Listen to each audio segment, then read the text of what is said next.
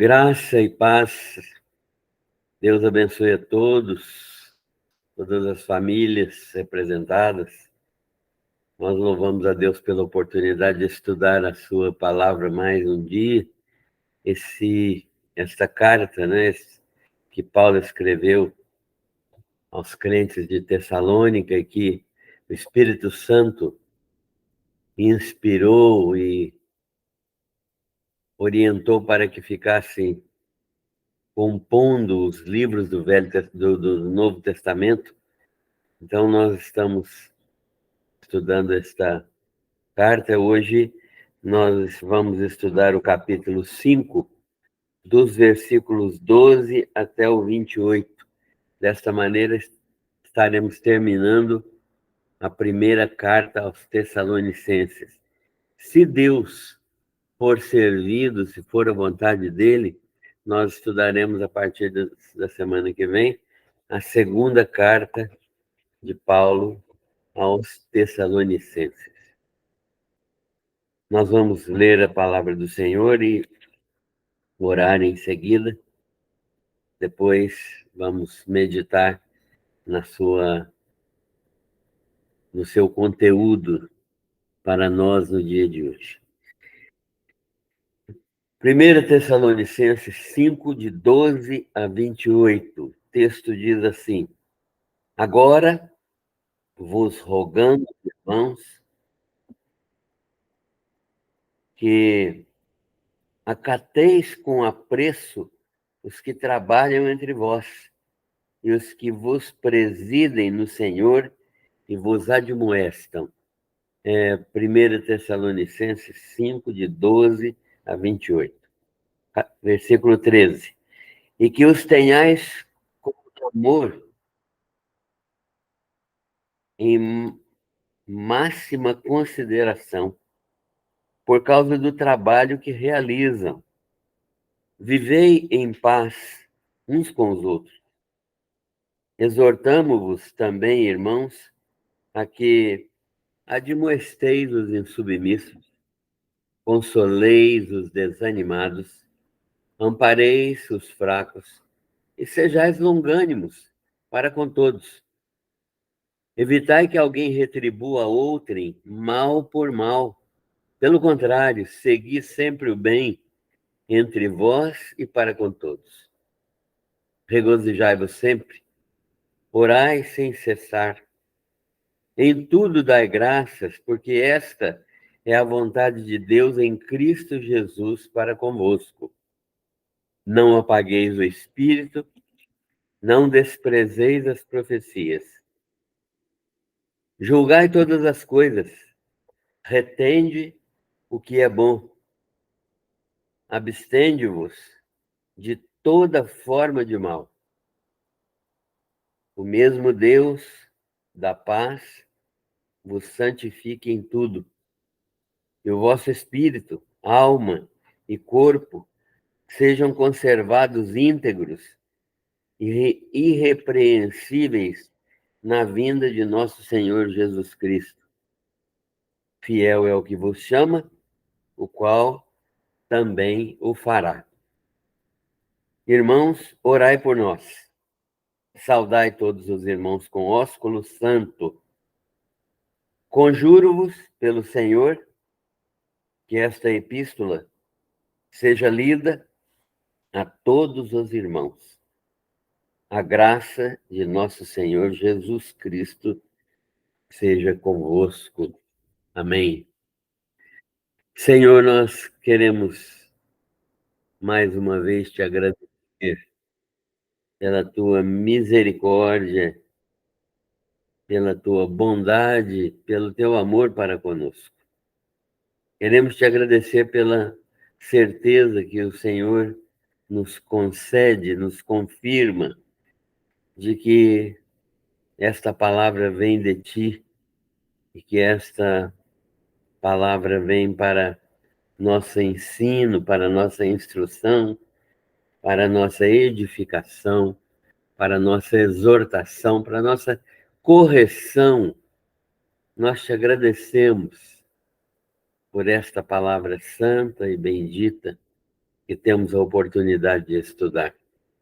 Obrigado por esta bênção e louvado seja o teu nome por compreendermos que esta não é uma palavra comum, não é um livro qualquer, mas é a tua palavra que vem até nós por meio destes escritos e que o Senhor bondosamente preservou nestes 2000 anos de forma miraculosa para que ela nos abençoasse no dia de hoje.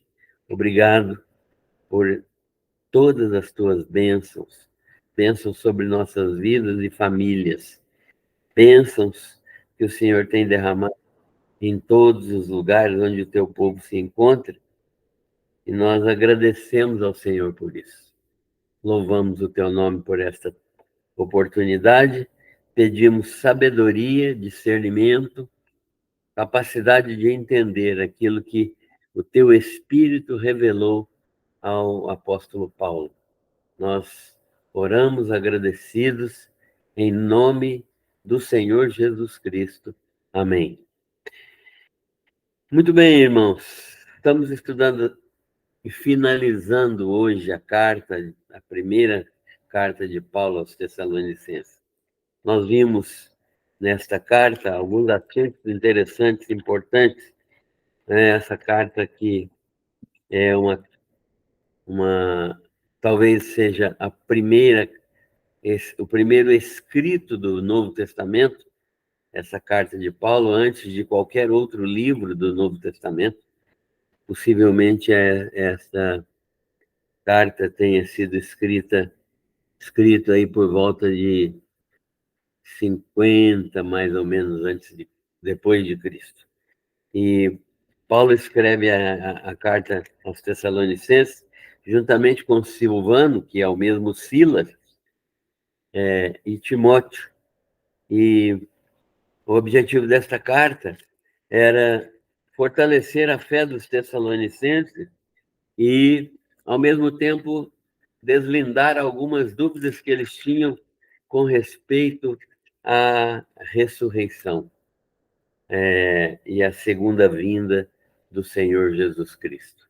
Nós vimos, né, nos estudos passados como Paulo explica os detalhes desta segunda vinda e como ele orienta e exorta os irmãos a aguardarem essa segunda vinda, que para eles, naquela época, naquele momento, era imediata, né? Era iminente. Há uma doutrina no do Novo Testamento, que é uma doutrina antiga, que é negada por muitos teólogos e por movimentos confessionais, mas que é uma doutrina clara, é a doutrina da iminência da segunda vinda. Os apóstolos esperavam a segunda vinda imediatamente. E tanto é que a pergunta que os apóstolos fizeram a Jesus no momento da sua ascensão, logo depois dos 40 dias em que ele permaneceu neste mundo depois da ressurreição, foi a seguinte: restaurarás, o Senhor vai restaurar, vamos falar em português mais simples, o Senhor vai restaurar o reino de Israel neste tempo.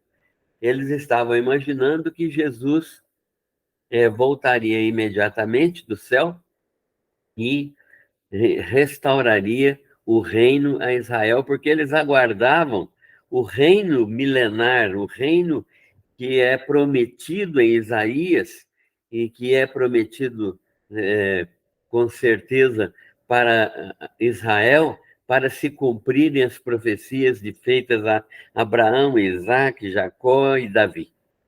Então, estas profecias ainda não se cumpriram. E o povo da igreja primitiva esperava isso. Paulo também esperava.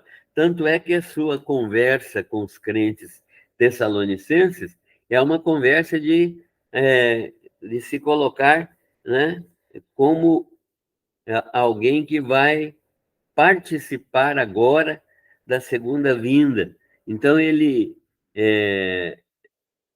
fala, e essa segunda vinda está próxima. E ele diz assim, então, que os mortos ressuscitarão primeiro, os que dormem, e depois nós, os que ficarmos vivos, seremos ressuscitados, né? Seremos transformados. Os mortos ressuscitam, né? Os que dormem, aqui é um eufemismo para mortos, para os mortos em Cristo apenas dormem temporariamente, fisicamente, porque as suas almas estão conscientes no céu e aguardam a ressurreição. E os crentes vivos aguardam a transformação dos seus corpos em corpos glorificados. Paulo julga que ele vai participar disso imediatamente. Então, essa é uma doutrina chamada doutrina da iminência da segunda vinda. E Paulo, então, explica estas coisas aos Tessalonicenses. E ele fala, então, da vinda do Senhor Jesus como repentina, mas também como certa, que os crentes de Tessalônica podiam ter certeza absoluta que Jesus Cristo retornaria. O dia do Senhor seria como um ladrão que vem à noite, né? Que é alguém que vem sem aviso prévio, né? E vai atingir, então, todos os que estão vivos e os que estão mortos, né? Bem, então, mas nós temos no livro de Apocalipse uma ideia bem clara de que, e é um outro problema também complexo, teologicamente complexo, porque há diversas maneiras de interpretação, mas nós cremos que nós teremos duas ressurreições. A ressurreição dos justos, né, que é a da segunda vinda do Senhor Jesus, e a ressurreição dos ímpios, que serão ressuscitados depois do reino milenar e serão julgados, serão ressuscitados para juízo eterno, para condenação eterna. Não confundir essas duas ressurreições e nem colocar junto essas duas ressurreições, apesar de que há textos que sugerem, não é? Mas são textos que, se bem analisados, bem estudados, demonstram que não há como misturar essas duas ressurreições. E se Deus nos permitir, ao estudarmos Apocalipse, nós vamos ver essas diferenças. Paulo agora está falando, então, após dar orientações quanto à ordem dos acontecimentos finais do período histórico da igreja, o apóstolo vai agora exarar em diversos preceitos. Ele vai manifestar diversos preceitos gerais para a vida cristã e para a igreja do Senhor. E o seu primeiro princípio é quanto ao tratamento da igreja para com os que ministram a palavra e lideram, ou presidem, ou governam as congregações. Paulo tem uma preocupação muito grande com aqueles que entregam suas vidas para o trabalho de Deus e se põem por mandato de Deus, por mandado e mandato de Deus, se põem a governar a igreja por escolha de Deus, por meio das assembleias, das congregações. Então, Paulo está preocupado com o tratamento da igreja para com aqueles que ministram a palavra e que lideram, que presidem, que dirigem as congregações. Ele diz assim: acatem com apreço, honrem, valorizem aqueles que são obreiros escolhidos pelo Senhor. Que preocupação, não é, irmãos? Que santa preocupação. Ele está valorizando aqueles irmãos que Deus escolheu para serem líderes das congregações. Então, a gente precisa ter uma visão renovada a respeito das lideranças das nossas igrejas e das nossas congregações. E nem sempre a liderança é a liderança formal. Nem sempre a liderança é a liderança oficial. Muitas vezes a liderança é uma liderança que não é nem formal ou nem oficial. Então, nós precisamos discernir, inclusive, quem são os líderes que Deus tem chamado, que Deus tem colocado para liderar o trabalho. E esses homens devem ser acatados com apreço, com valorização. Eles devem ser honrados, valorizados, não porque eles sejam melhores, não porque eles sejam mais competentes, não porque eles sejam mais merecedores, porque não são nada disso, mas eles são pessoas que Deus escolheu e que Deus atribuiu essa função. A quem Deus atribuiu essa função. Eles são escolhidos pelo Senhor para aconselhar, para conduzir em momentos de dificuldade as nossas congregações. Então, nós precisamos avaliar direitinho quem são esses líderes e honrá-los, né? No sentido de respeitar o que o Senhor mandou na vida deles. Respeitar a disposição de Deus na vida dessas pessoas. Eles não são melhores, como eu já disse, eles não são mais importantes, não têm nenhum tipo de merecimento maior, eles são servos de Deus, são ministros. Paulo chama eles de dispenseiros da graça de Deus, isto é, eles simplesmente são servos de Deus para aplicar a graça de Deus na vida da igreja e eles devem ser sustentados e devem ser respeitados, acatados com apreço. Um dos aspectos da palavra honrar significa sustentar. Sustentar até financeiramente, conforme a necessidade de cada um desses homens. E segunda ordem que o apóstolo Paulo dá é que eles devem ser respeitados. Paulo diz: respeitem eles, manifestando-lhes amor e por causa do trabalho especial que realizam, que eles possam ter, que eles possam ter grande consideração e respeito. Paulo está dizendo: respeitem eles. O trabalho que eles realizam não é um trabalho comum.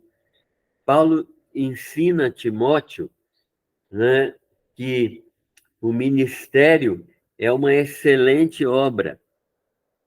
Paulo diz a Timóteo: se alguém aspira o episcopado, se alguém aspira a liderança, excelente obra deseja. Então, esta obra é uma obra diferente das outras obras. Por quê? Porque eles estão ministrando para a eternidade. Eles estão ministrando espiritualmente.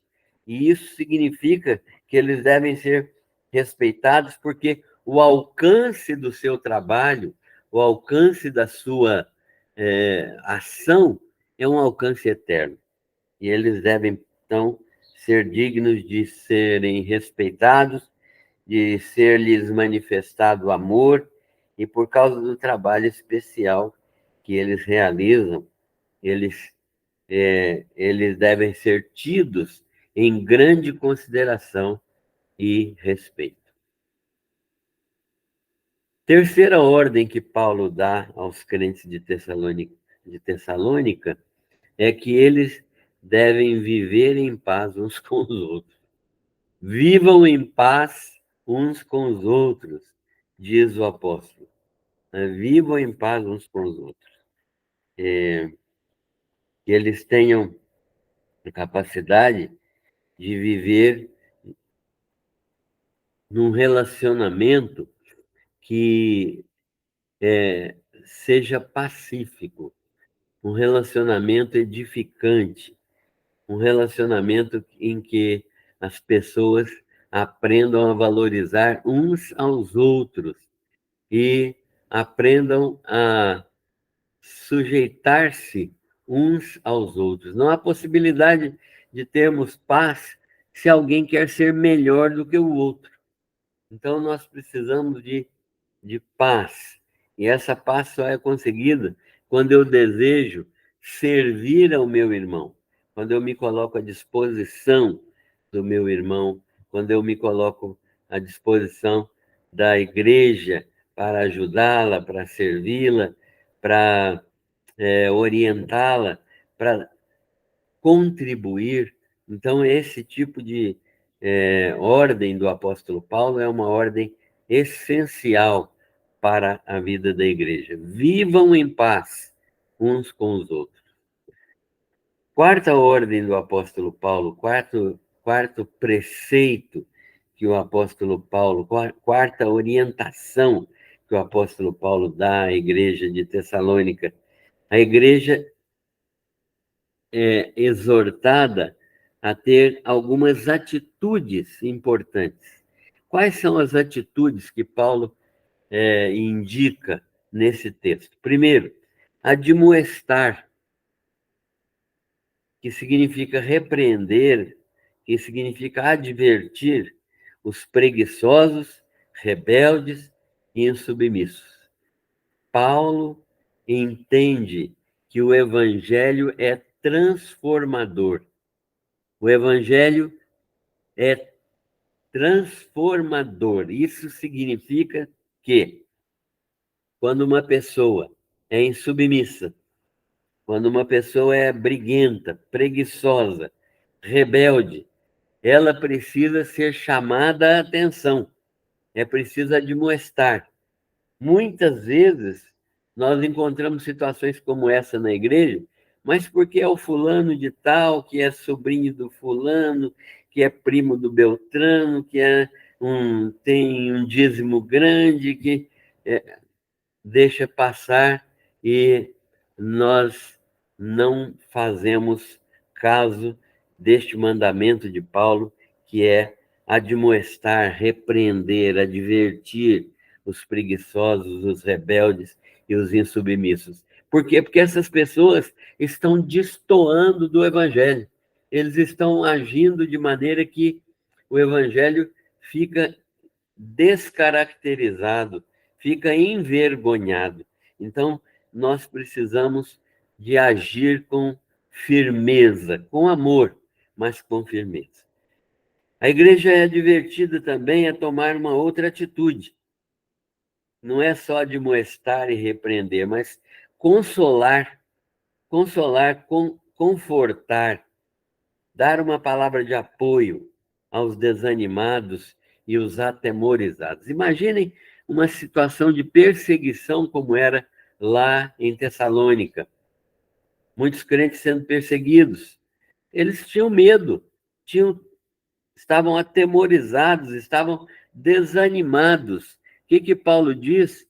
Diz para os outros crentes que não estão desanimados nem atemorizados, que eles devem ser capazes de consolar, de confortar, de exortar, de animar esses crentes. E devem ser capazes de manifestar essa graça de exortar, de animar, de realmente ajudar esses crentes a saírem dessa situação. Terceiro, Paulo cobra a seguinte atitude: tenham grande cuidado para com os fracos e paciência para com todos. Grande cuidado para com os fracos, paciência para com todos. Paulo está ensinando que nós precisamos ter grandeza de alma. Longanimidade significa aqui alma grande, significa que nós devemos ter paciência com os fracos e paciência com todas as pessoas. E ter paciência não significa concordar com o erro deles, mas significa ajudá-los a sair desse erro com persistência, com paciência, com tolerância, com capacidade de aceitar as fraquezas, de orientar e ajudar a sair dessas situações. Paulo diz assim: a norma entre vocês deve ser a de sempre fazer o bem. Façam o bem sempre. Vocês devem fazer o bem uns aos outros e até para os de fora. Vocês devem praticar o bem para com todos e para com os de fora também. E para com todos os da congregação e todos os que são de fora. E na carta aos Gálatas ele diz assim: façamos o bem a todos, mas principalmente aos domésticos da fé, pelo fato do vínculo de irmandade que existe entre nós. Nós somos irmãos em Cristo Jesus, filhos do mesmo Pai, uma grande família, portanto devemos amar uns aos outros e ajudarmos uns aos outros. A norma, então, deve ser esta, de fazer o bem uns aos outros e até para com os de fora, porque os de fora podem receber o bem deve ser feito indiscriminadamente a todos e podem ser atingidos pela graça de Deus por intermédio desse bem. Paulo diz: sejam sempre alegres, sempre alegres. Então, irmãos, que palavra boa é essa? Sejam sempre alegres. Nós, mesmo quando temos problemas, não temos motivos para nos entristecer por causa das santas promessas que Deus nos tem dado em Cristo Jesus e por causa da bendita esperança. Paulo falou aos Tessalonicenses, no capítulo 1, no versículo 10, sobre essa bendita esperança que estava reservada nos céus para nós. Isso deveria trazer alegria, porque é uma expectativa santa, mas não só uma expectativa no sentido de algo que pode acontecer, mas é uma esperança de algo que vai acontecer, porque Jesus Cristo é o primeiro, é o pioneiro, é o protótipo de todas as bênçãos que os crentes vão receber, de todas as transformações que os crentes vão participar, e ele já está lá no céu em uma posição de destaque, de honra, de glória, e lá também nós seremos coparticipantes dele de todas estas coisas, conforme o ensino de Paulo aos Romanos e aos Efésios. Então, devemos ser sempre alegres, porque há motivos de alegria para a nossa vida. Orem incessantemente, é outro cuidado que Paulo tem, né? Outro apelo que ele faz, outra atitude que ele exige que os crentes de Tessalônica tomem. Orem incessantemente. Isso significa que, verdadeiramente, o orar é fundamental para a vida do cristão. E orar significa falar com Deus, apresentar a Ele a nossa vida, o nosso coração, a nossa mente, apresentar o nosso louvor, a nossa gratidão, a nossa adoração, e nos colocarmos à disposição dele para sermos respostas às orações que nós fazemos. Então, nós mesmos devemos nos colocar à disposição de Deus, e isso deve ser feito em oração. Paulo está dizendo orar incessantemente significa uma atitude contínua. Você não precisa ficar ajoelhado ao lado da sua cama 2 horas por dia, 3 horas por dia, né? Mas precisa ter uma atitude mental de oração em todo o tempo, falando com Deus em todo o tempo e apresentando-se diante dele em todo o tempo com essa oração intercessória, que ele e o Espírito Santo de Deus podem ouvir e podem transferir para a presença de Deus, né? Então, Paulo solicita que nós oremos incessantemente. Ele ainda determina para os crentes que eles sejam sempre agradecidos. Que sentimento maravilhoso é esse de gratidão, né? Haja o que houver, nós devemos ser agradecidos, porque esta é a vontade de Deus para com seus filhos. Isso significa que nós reconhecemos que Deus está no controle de todas as coisas. Quando eu agradeço a Deus por todas as coisas, eu estou dizendo: Senhor, eu reconheço que o Senhor está no controle e eu concordo com as tuas providências para a nossa vida, para a minha vida. Isso agrada o coração de Deus, porque isso demonstra fé que Deus está verdadeiramente controlando a nossa própria vida, e nós cremos nisso e nos sujeitamos a esse tipo de manifestação. Depois, Paulo diz: não apaguem o espírito. O que seria não apagar o espírito? Seria uma atitude de não entristecer, não resistir ao Espírito Santo, né? Nos sujeitarmos completamente às suas orientações e não permitir, não negarmos obediência ao Espírito Santo, à palavra de Deus. Por outro lado, significa também andarmos em santidade, rejeitarmos o pecado, rejeitarmos o mundo, rejeitarmos o egoísmo. Isso são atitudes que nós devemos tomar diante de Deus, porque são atitudes de autonegação, são atitudes de estar crucificado com Cristo. Então, não devemos apagar o Espírito deve ser dominador na nossa vida. Paulo ainda diz que não devemos deixar de prestar atenção naquilo que os profetas manifestam. Não devemos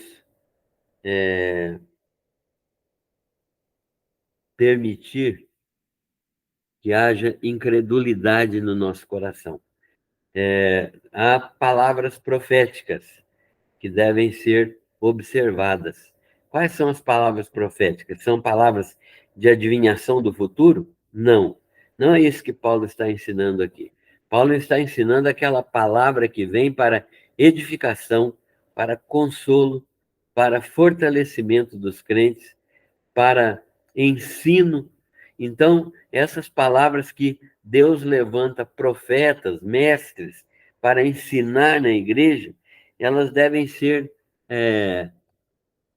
tomadas como profecias de Deus para nós, e devem ser examinadas. Examinadas. Examinem tudo, diz Paulo. Julguem as coisas pelo crivo da verdade. Analisem as coisas por meio do crivo da verdade. Isto é, que as coisas que vocês vão crer devem ser analisadas. Então, ouçam os profetas, não duvidem dos profetas, mas examinem-se e examinem aquilo que é dito pelos profetas, para que vocês possam ter condições de, examinando tudo, crer naquilo que é bom, crer naquilo que é edificante, né? Não escutem apenas qualquer palavra de qualquer pessoa, né? Mas ouçam aquilo que Deus fala por intermédio dos seus líderes e, mesmo assim, examinem tudo pela palavra de Deus, pelo crivo da palavra de Deus, e, tendo examinado tudo, retenham aquilo que é bom. Afastem-se, diz Paulo, de todo tipo de mal, toda aparência de mal, e livrem-se realmente até da aparência desse mal.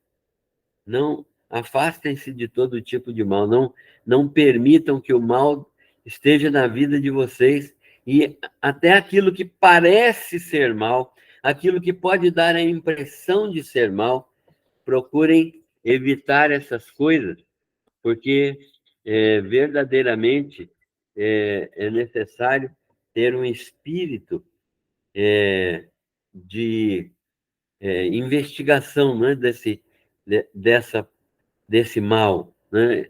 Analisar biblicamente aquilo que está sendo aparente, para ver se aquilo é bom ou se aquilo é mal. Afastem-se totalmente do mal. Deus mesmo, o próprio Deus, que é Deus de paz, ele estará santificando completamente e conservando íntegros, irrepreensíveis, para a vinda do Senhor Jesus Cristo, vocês. Ele fará tudo o que prometeu para aqueles que são chamados. Isto é, Deus vai completar plenamente a obra que ele começou na vida de vocês. Que experiência maravilhosa os tessalonicenses tiveram, né? Paulo está dizendo, olha, Deus começou uma obra na vida de vocês e ele vai terminar, ele fará tudo o que prometeu aos chamados. Orem por mim. Aí Paulo vai encerrar a carta, né? Orem por mim. Paulo está pedindo essas orações porque ele sabia das lutas espirituais que ele tinha que passar e como era fundamental que os crentes estivessem junto com ele em oração, porque estas orações subiam ao céu e Deus responde e responderá sempre às orações dos crentes. Leiam esta carta, segundo Paulo está ensinando, a toda a igreja, ou seja, todo mundo deve ser participante da leitura desta carta, para que todos aprendam o que está escrito. Sejam cheios da graça do Senhor Jesus Cristo. Ou seja, que a graça do Senhor Jesus Cristo encha a vida de cada um de vocês. Vocês precisam desta graça abundante que está livre, que está oferecida livremente na pessoa de Jesus. Então, esse trecho, esse texto, é um texto extremamente edificante e rico, e nós podemos aprender muitas coisas que a igreja deve praticar por meio do estudo desta carta.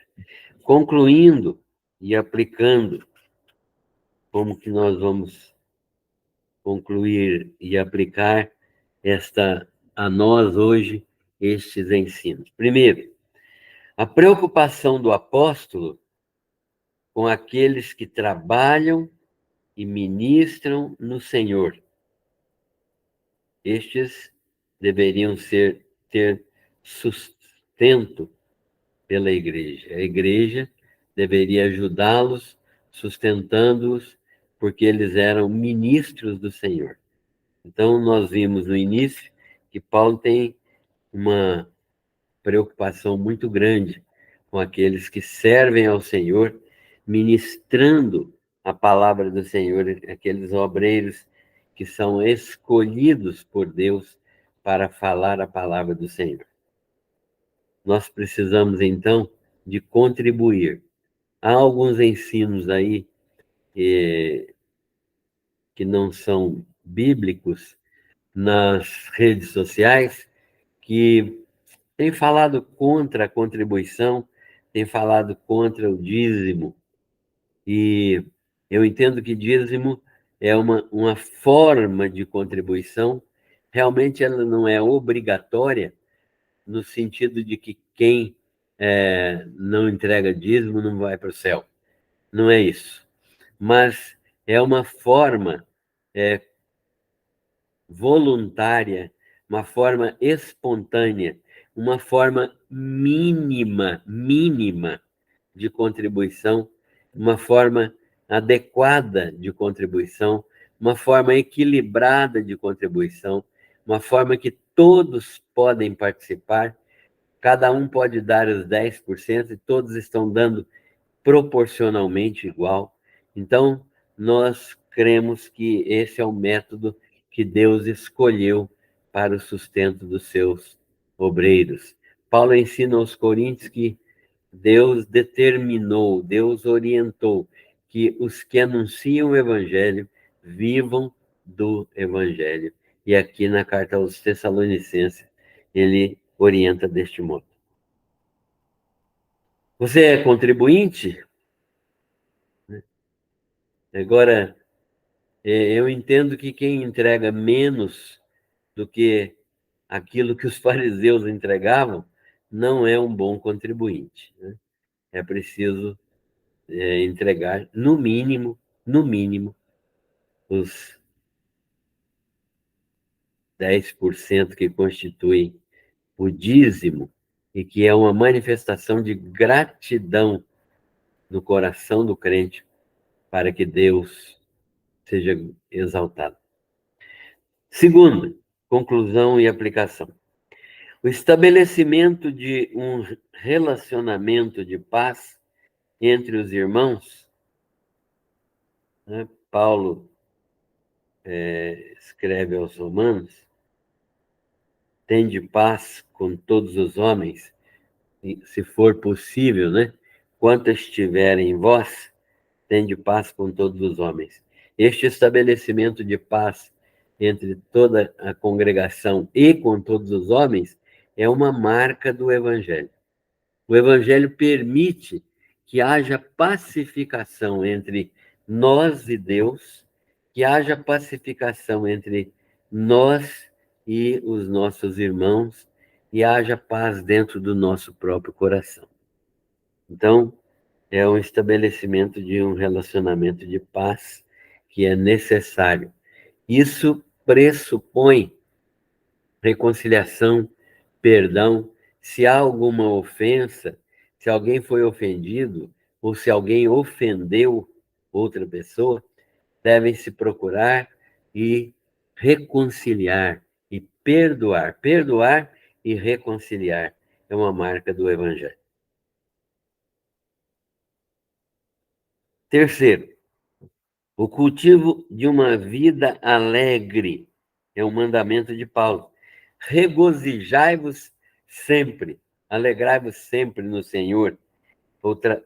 Aos Filipenses ele fala, alegrai-vos sempre no Senhor, outra vez digo, alegrai-vos. Regozijai-vos sempre no Senhor é um texto aqui de Tessalonicenses que demonstra que o cultivo de uma vida alegre é uma dádiva de Deus e cheia de gratidão, demonstra gratidão. Então, nós devemos ter esse princípio de gratidão no nosso coração. A oração, finalmente, o quarto princípio, a quarta conclusão. A oração como o principal trabalho da vida cristã. Muitas pessoas não valorizam a oração, mas ela é verdadeiramente o trabalho principal que um crente pode realizar. A oração é um modo de trabalhar com Deus. Deus deseja que nós estejamos orando, porque a oração é o tempo em que Deus trabalha mais no nosso coração. A oração é o tempo em que Deus trabalha mais no nosso coração. Portanto, é necessário estarmos em oração. E é também o tempo em que Deus fala mais a nosso coração, no sentido de nos orientar quanto àquilo que Ele quer de nós. Então, a oração como principal trabalho da vida cristã, especialmente a oração intercessória, é fundamental na vida do crente e da igreja. A oração intercessória promove, muitas vezes, a realização da vontade de Deus na vida da igreja. E, finalmente, o discernimento espiritual que nós necessitamos para julgar. Julgar o quê? Julgar as pessoas, julgar as mensagens que vêm das pessoas escolhidas por Deus para falar ao nosso coração. E julgar, inclusive, aquelas pessoas que Deus não escolheu para falar na igreja ou para profetizar, entre aspas, na igreja, e que às vezes estão falando e estão dizendo aquilo que não devem falar. Mas esta situação é uma situação que Paulo demonstra aos Tessalonicenses que é preciso discernimento espiritual.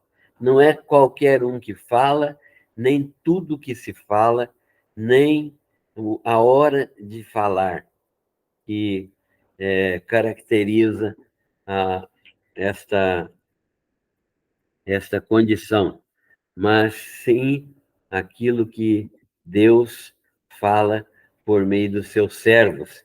E só discernindo espiritualmente é que nós podemos compreender exatamente cada uma dessas coisas. Chegamos ao final da carta, da primeira carta aos Tessalonicenses.